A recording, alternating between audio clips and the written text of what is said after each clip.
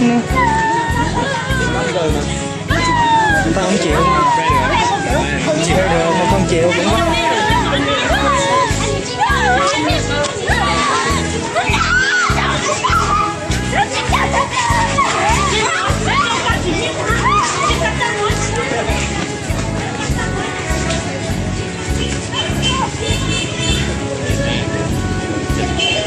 Không chịu mà cũng bắt người ta nữa.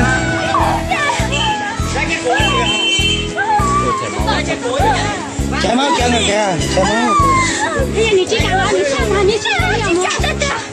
我也多了的。今天你下课了，你没事。我每天去上课。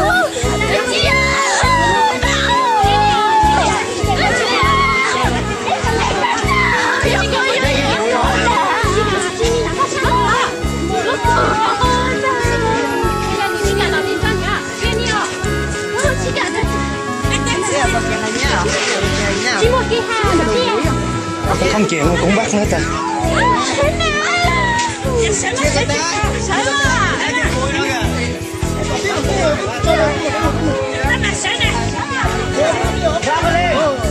Đá sụt cả phòng đây rồi.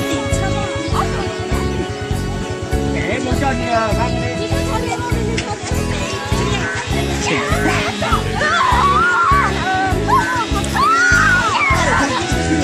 Đã đi nhà là thằng vợ rồi. Đã đi nhà nó nhốt luôn thôi. Bây giờ người con đi nhà nó dở nhà chạy.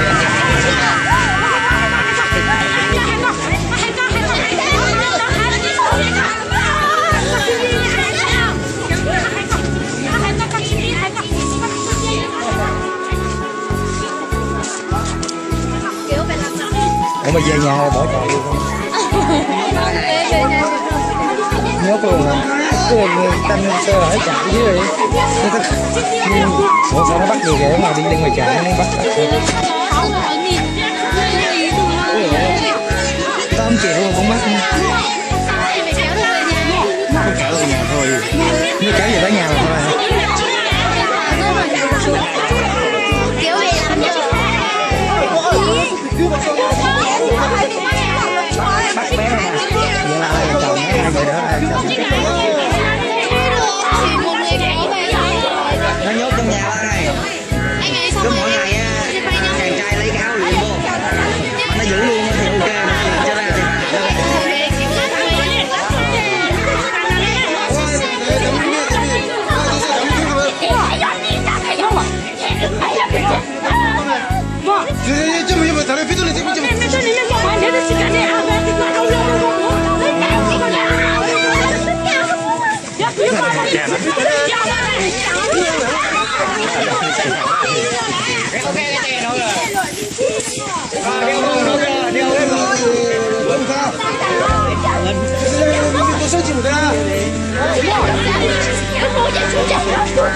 không chống cự lại được hả?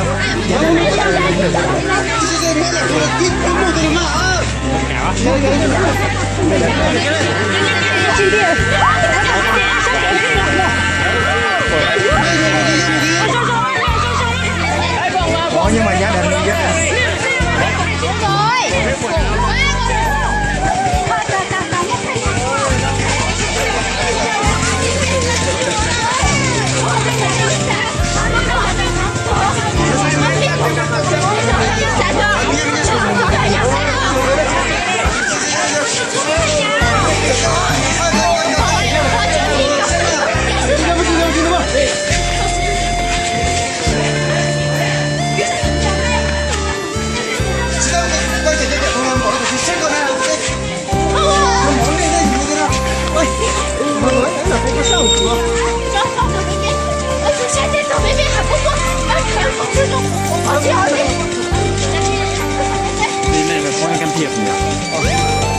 cái này cái tục lại công an chính quyền cũng không điều chỉnh tục lại mời chính quyền cũng không có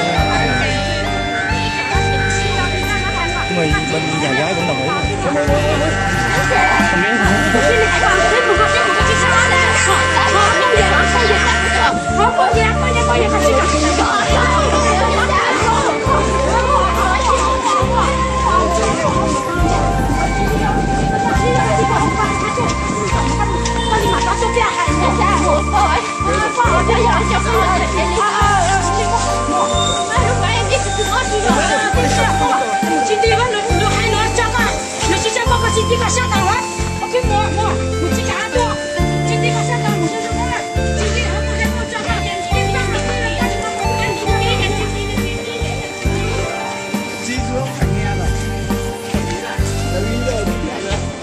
Giờ đồng ý cỡ mà không yêu cũng chịu hả? Không, bác về nhà 3 ngày.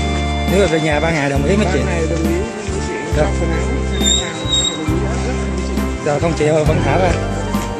Vậy cứ về đi 3 ngày sau thả ra. Ôi nhưng biết ai là chồng chưa?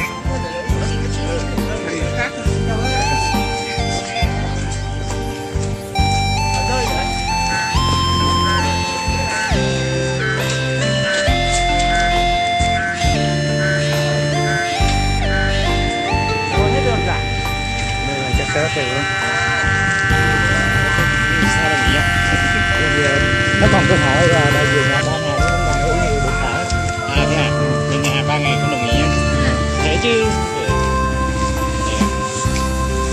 Giờ làm gì có tình yêu trời. Bắt như này. Tội nghiệp đấy chứ.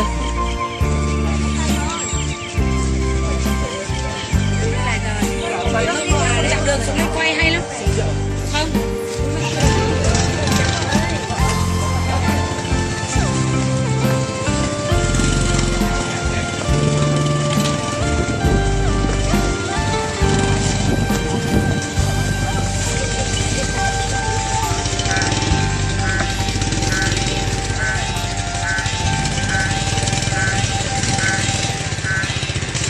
Alo.